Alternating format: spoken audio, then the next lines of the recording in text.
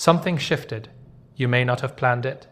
You may not have done it strategically. But something changed in how you were showing up, or more precisely, in how you stopped showing up. And the avoidant who was distant, who was unavailable, who made you feel like you were always reaching towards someone perpetually just out of reach, that person is now chasing you.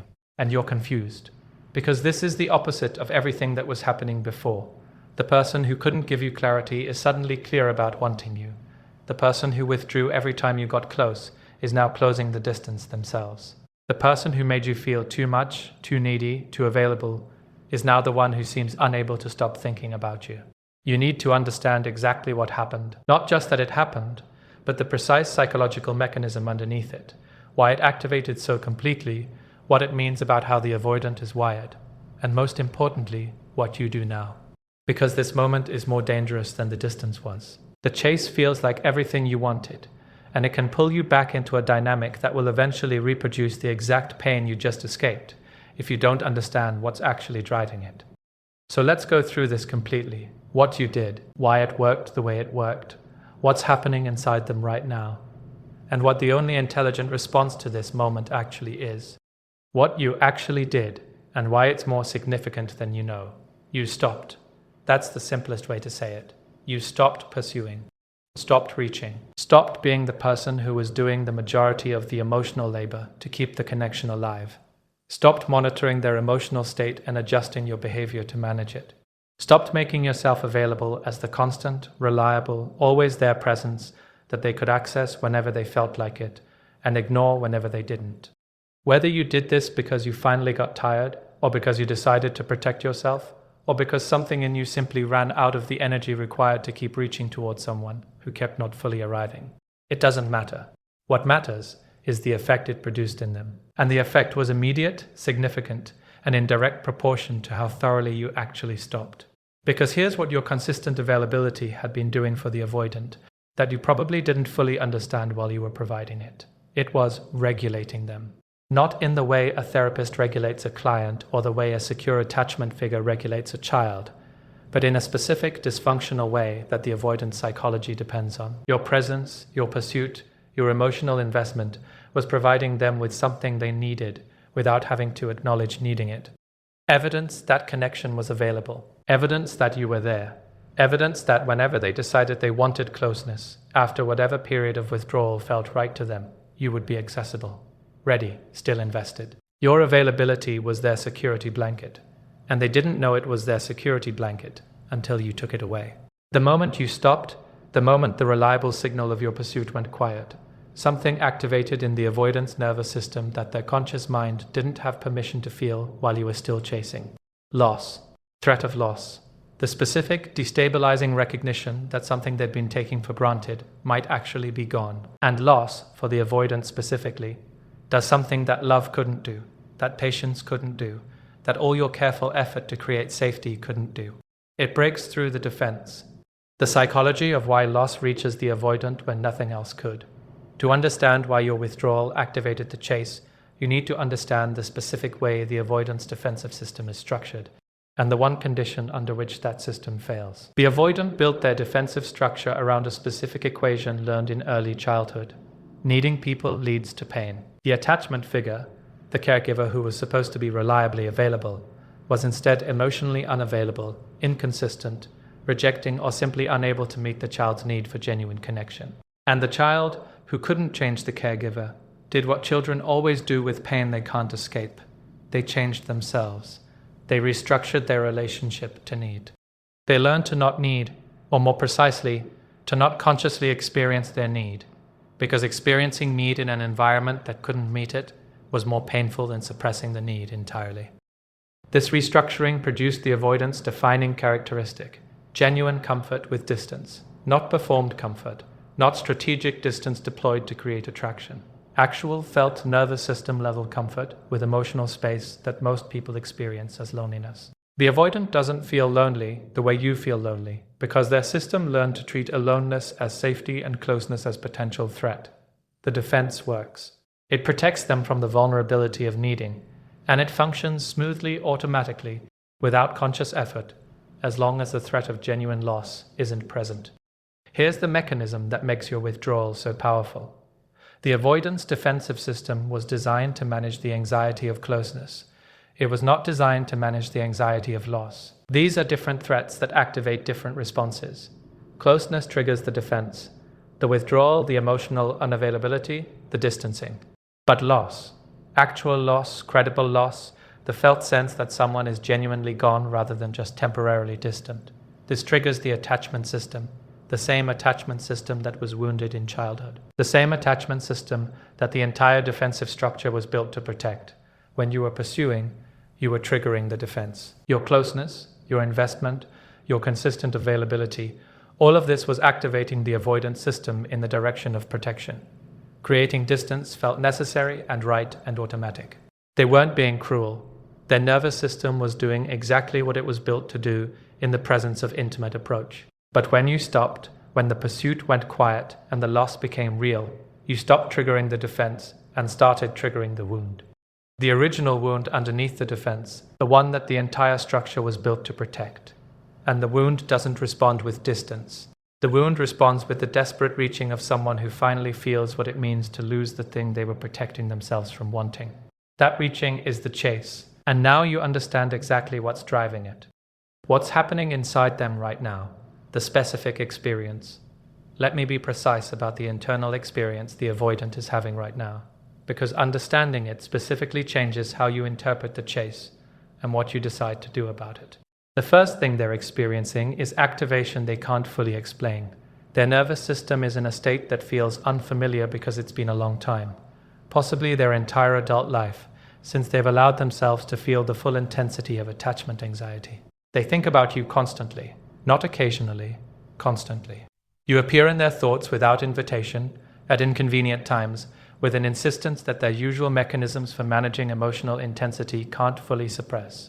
They're checking their phone for messages that aren't coming. They're revisiting your last interactions, replaying them, trying to identify the moment things changed. They're experiencing the specific obsessive quality of an attachment system that's been activated and isn't receiving the resolution it's searching for.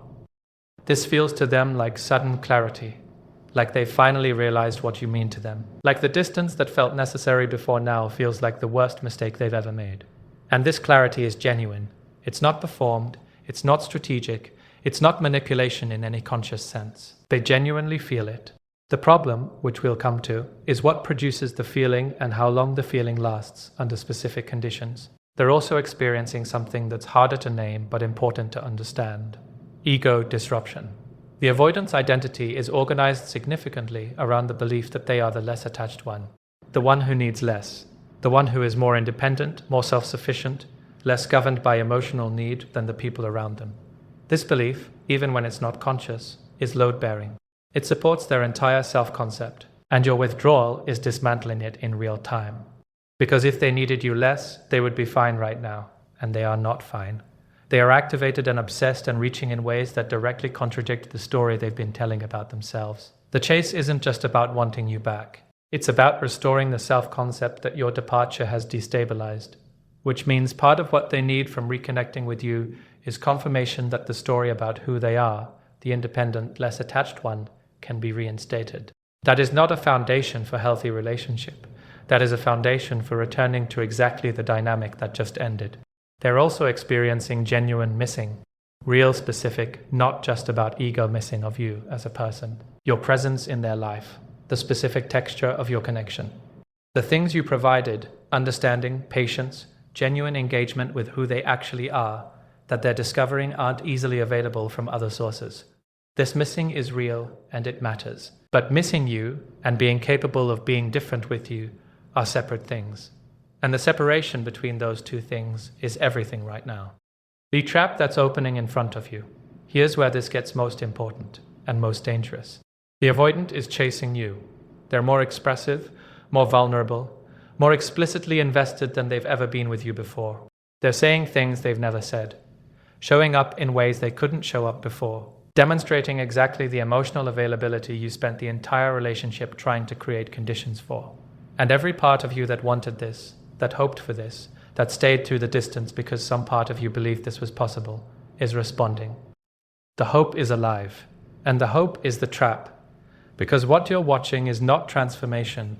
What you're watching is the avoidance attachment system in acute activation, producing behaviors that are driven by anxiety about loss rather than by developed capacity for genuine intimacy. The emotional availability you're seeing right now is real, but it's being produced by a specific emotional state, fear of losing you, that is temporary. And when the state changes, when the fear is resolved, when they've secured enough reconnection that the loss no longer feels imminent, the behaviors change with it.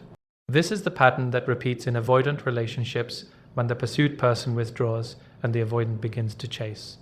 The pursuit continues with intensity until the reconnection is secured. Then, gradually or suddenly, depending on the individual, the familiar patterns return: the distance, the emotional unavailability, the withdrawal when closeness deepens because the underlying structure hasn't changed. Only the emotional state driving the surface behavior has changed. And emotional states are temporary even when they feel definitive. The cruelest part of this cycle is that the avoidant isn't lying when they're chasing. They genuinely feel what they're expressing. The intensity is real. The desire for reconnection is real. The sudden clarity about your value is real. But genuine feeling in an activated state is not the same as permanent capacity developed through sustained therapeutic work. You can feel something with complete sincerity in one emotional state, and be incapable of accessing that feeling in a different emotional state. Not because you were dishonest, but because the feeling was produced by the state rather than by developed capacity that persists across states. Understanding this doesn't mean the chase means nothing. It means you need to know exactly what it means and what it doesn't mean before you decide how to respond to it. What the chase actually tells you and what it doesn't. The chase tells you that your effect on them is real, that the connection you sensed was not wishful thinking, that you matter to them in a way that isn't casual or easily replaced, that their previous distance was driven by their defensive structure rather than by absence of genuine feeling. All of these things are worth knowing. They're vindication of your perception. They're confirmation that what you experienced between you had real substance. The chase does not tell you that they've changed. It tells you that losing you has activated them. Those are different things with different implications. Activation produces intensity that mimics transformation. It produces all the behavioral signatures of someone who has genuinely grown: the vulnerability, the pursuit, the explicit acknowledgement of what you mean to them, without the underlying structural change that would make those behaviors consistent, rather than situational. The chase does not tell you that the patterns which created the distance won't return. The patterns are structural. They belong to the avoidant psychological organization, not to their emotional state. When the emotional state shifts, when the fear of loss is resolved by your return, when the relationship restabilizes, when the anxiety that's currently producing the vulnerability subsides, the structure reasserts itself. Not immediately, usually. There's often a honeymoon period of genuine behavioral change that can last weeks or months, long enough to feel conclusive, long enough to make the eventual return of old patterns feel like betrayal rather than like the predictable operation of an unchanged structure. The chase tells you that you have power in this dynamic that you probably didn't know you had, or didn't know how to hold. This is important, not because power should be the goal, it shouldn't be, but because understanding it changes what's possible. You are not the less powerful person in this dynamic, simply because you are the more invested one. The avoidant's apparent indifference was never evidence of their superior position. It was evidence of their defense operating.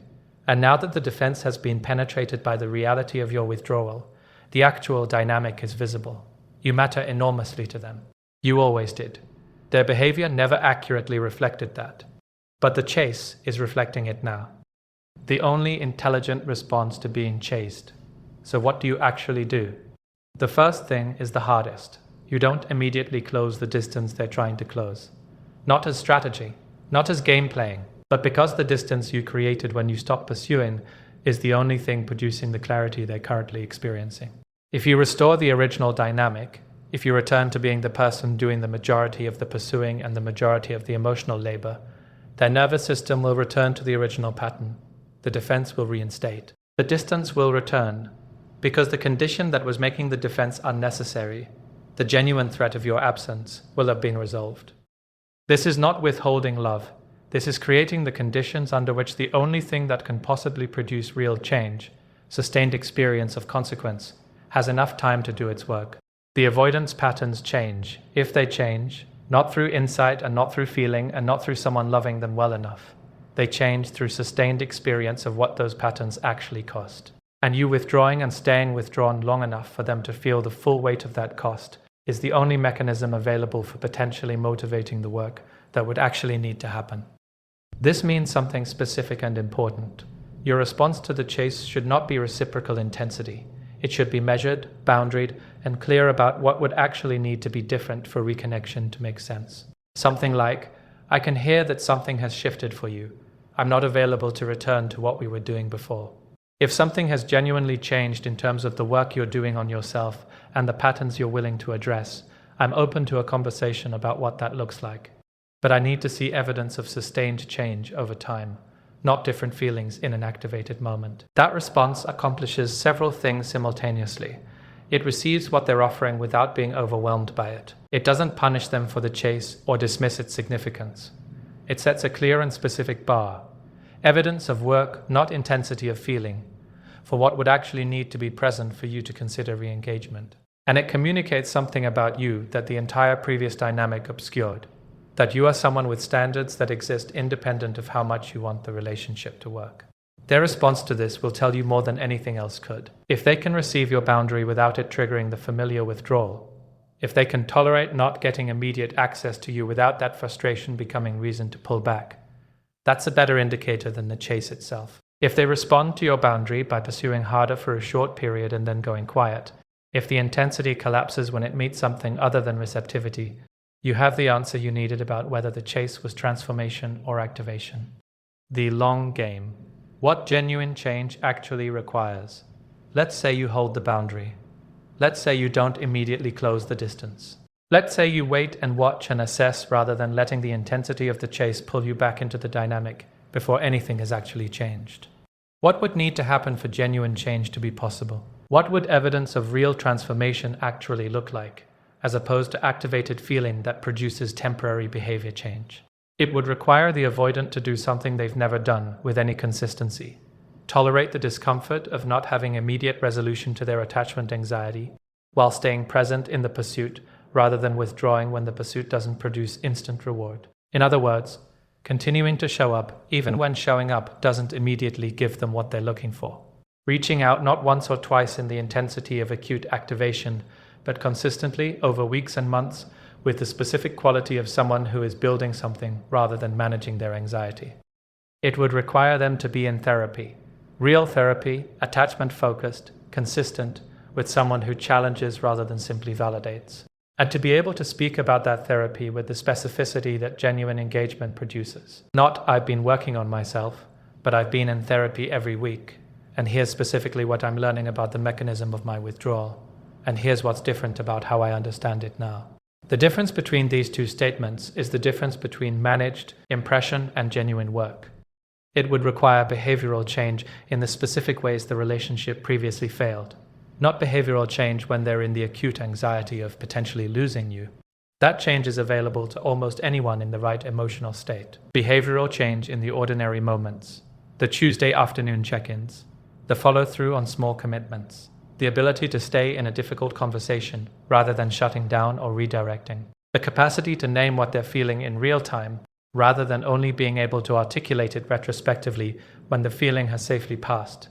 These small, consistent, low-stakes behavioral changes are the actual evidence, not grand gestures, not intensity of feeling, the quiet, consistent, ordinary evidence of someone who has developed new capacity rather than someone who is performing new behavior under duress. And it would require time, real time, not the few weeks of good behavior that follow acute activation. Months.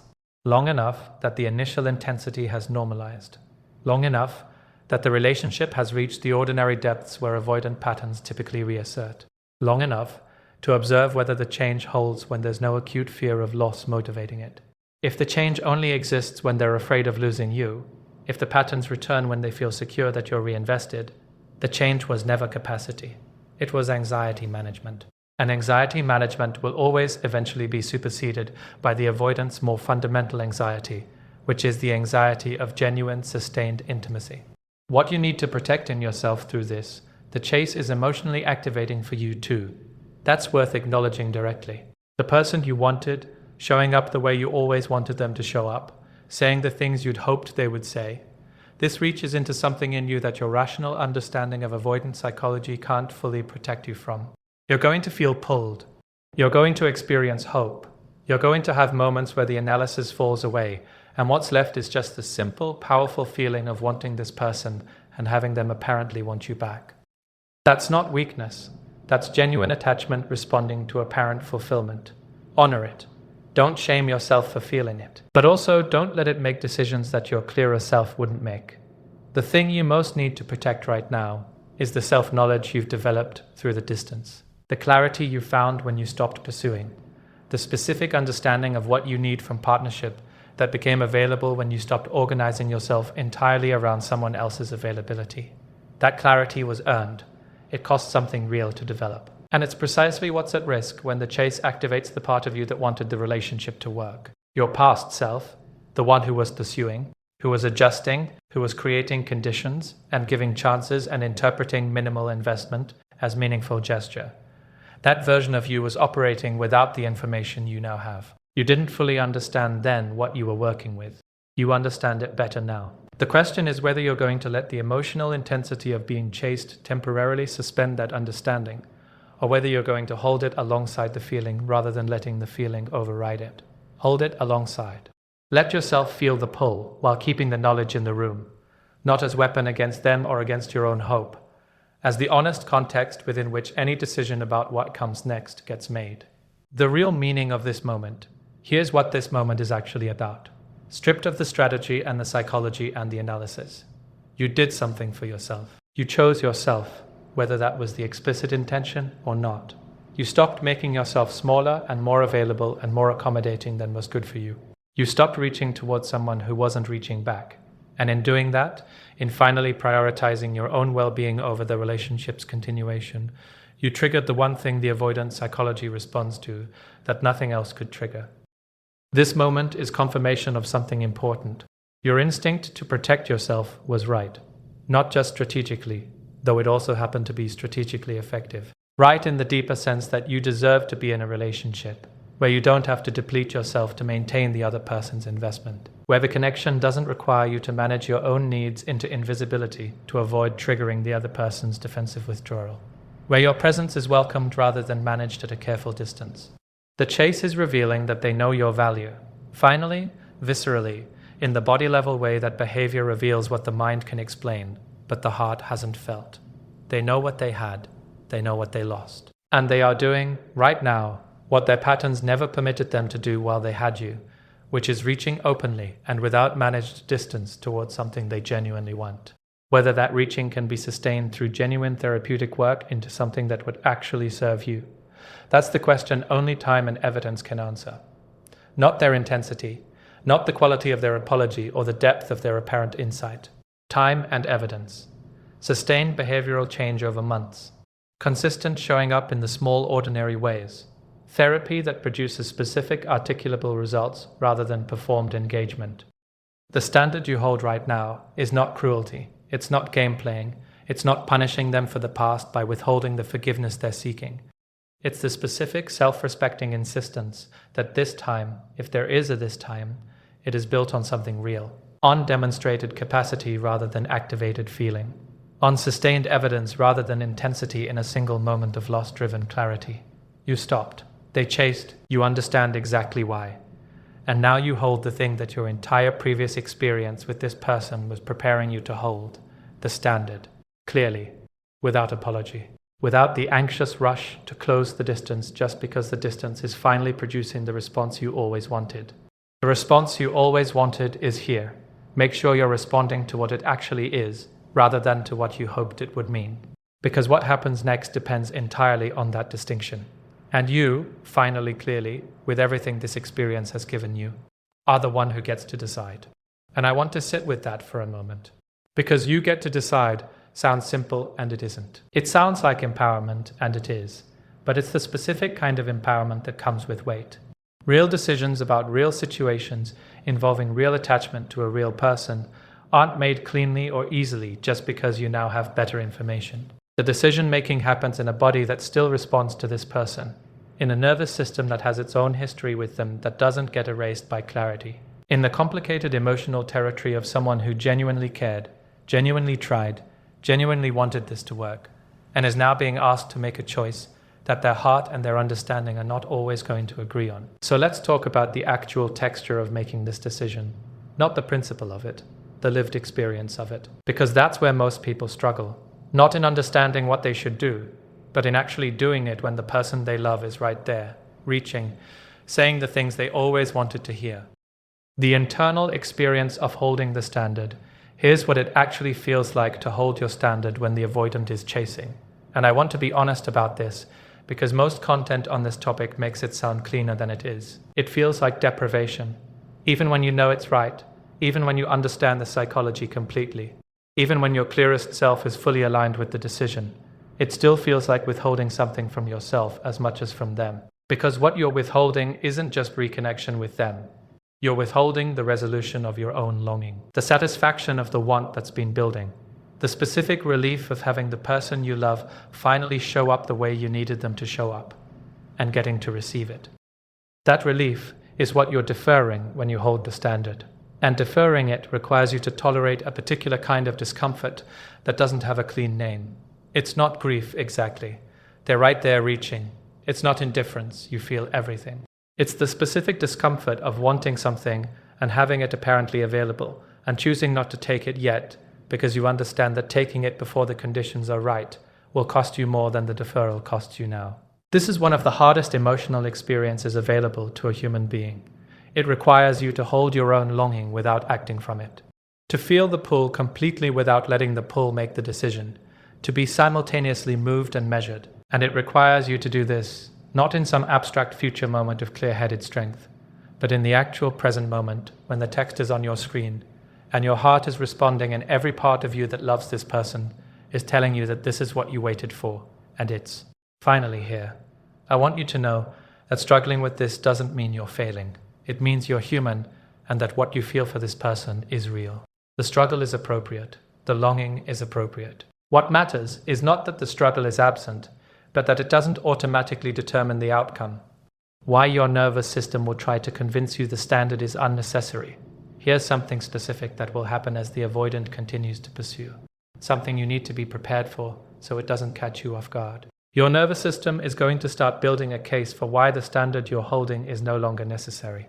It's going to present evidence. It's going to point to their changed behavior, the consistency of the pursuit, the vulnerability in how they're showing up, the specific things they're saying that demonstrate real insight into what went wrong. And it's going to construct an argument that sounds remarkably reasonable. They've clearly changed. The evidence is right here. The standard was designed to protect you from returning to someone who hadn't changed. But this person has changed. So holding the standard now isn't wisdom anymore. It's stubbornness. It's fear.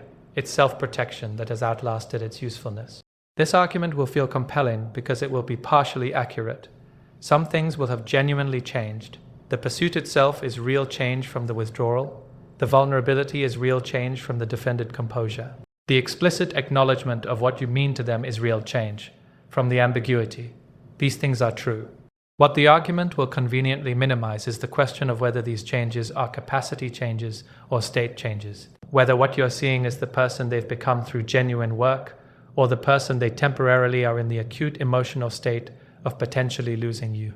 Your nervous system, which wants resolution and is wired for attachment, will default toward the interpretation that makes connection feel safe. It will read capacity where state is the more accurate reading, not out of stupidity, out of the fundamental human drive toward connection that makes us slightly optimistic interpreters of ambiguous evidence when we want the connection to be real. Knowing this in advance is the protection, not distrust of the person, not cynicism about their intentions. Just awareness that your own nervous system has a bias in this moment towards seeing what makes reconnection feel justified, and that awareness allows you to hold the evidence a little more honestly than your attachment system alone would hold it. The question to keep returning to is not have they changed, but specifically, have they changed in the ways that produce the patterns that hurt me? And how do I know, not from the intensity of this moment, but from sustained behavioral evidence across time, that the change is structural rather than situational? The conversation most people in this position avoid having with themselves, because it's uncomfortable in a different direction than the obvious discomfort. It's not about the avoidant, it's about you. Specifically, what is the version of this situation where you are the one who needs to do work? Because being on the pursued end of this dynamic, being the one who finally stopped, who finally held a standard, who is now in the position of discernment rather than pursuit, this can create a subtle but significant shift in how you understand your role in what happened. The narrative can quietly become, they were the problem, I was the patient one, I did everything right, the dynamic failed because of their incapacity. And while that narrative has real truth in it, it's not the complete truth. And building your next chapter on an incomplete story means carrying unexamined material into what comes next. The question worth sitting with honestly is this. What did you learn about yourself in this dynamic, not just about them? About you, about what you were getting from the relationship, including what you might have been getting from the specific texture of the pursuing dynamic itself. About whether there was something in the pursuit that served a function for you beyond just wanting the relationship to work. About whether consistent emotional unavailability activated something familiar in you, something that felt like home in ways that weren't healthy, but were recognized. This isn't self-blame, it's self-knowledge, and it matters because the most common way people reproduce painful relationship dynamics isn't by consciously choosing the same situation again. It's by carrying unexamined patterns into new situations and discovering months or years in that the dynamic has a familiar texture they didn't anticipate. The work of ensuring that doesn't happen is internal work. Your internal work, independent of whether you reconcile with this person or move forward entirely without them. What do you actually want from partnership? Not what have you been settling for, not what have you been trying to create in impossible conditions, but what do you actually want when you imagine relationship working the way it should? What does being loved well actually feel like to you? And do you have any evidence from your own history that you sometimes struggle to receive consistent, available love? That you find it slightly uncomfortable, slightly less activating, slightly harder to stay present in than the charged uncertainty of loving someone defended? If there's any truth in that last question for you, it's worth knowing, not as indictment, as information that makes your choices going forward more conscious and less automatic. What reconciliation could look like if it's ever going to work. I want to be clear that I'm not telling you reconciliation is impossible or that the chase is definitively meaningless. What I'm telling you is that the conditions under which reconciliation could actually work are specific and non-negotiable, and that you holding those conditions clearly in your mind is the only way to make a decision you won't eventually regret. If the avoidant who is currently chasing you is genuinely in the process of developing new capacity, not just experiencing activated feeling, what reconciliation would need to look like is fundamentally different from what a return to the previous dynamic would look like. It would need to be slow, not artificially slow as a test, genuinely, organically slow, because real capacity development is slow.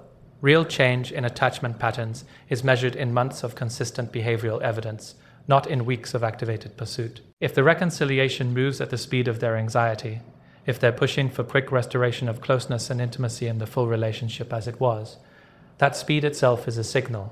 Changed people understand why caution is necessary. They welcome the slowness because they're not operating from anxiety that needs immediate resolution.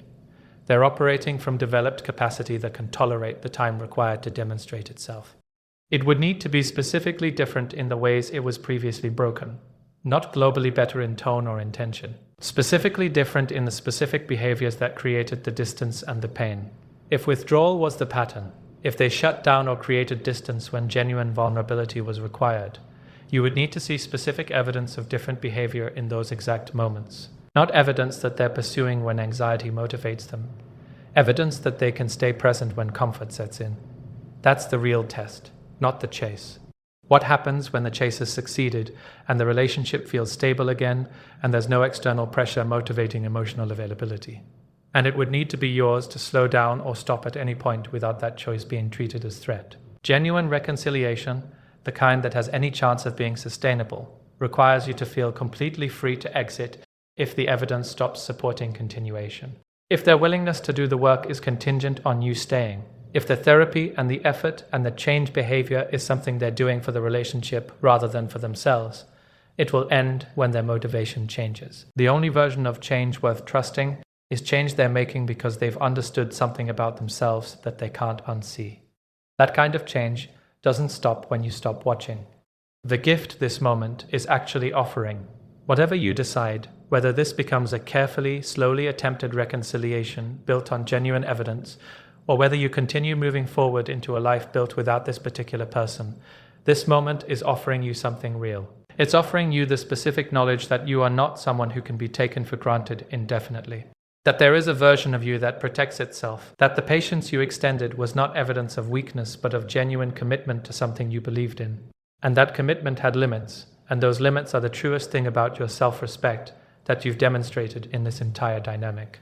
It's offering you confirmation that your effect on people is real and significant, not the performed strategic effect of someone playing games. The genuine involuntary effect of someone who matters, whose presence made a difference, whose absence makes a difference, whose arrival into someone's life leaves a mark that doesn't simply fade when the immediate circumstances change. And it's offering you the clearest possible picture of this person's psychology, not obscured by your pursuit or by the comfortable distance their defense maintained when you were consistently available, but revealed, naked of the defense that made it confusing for so long.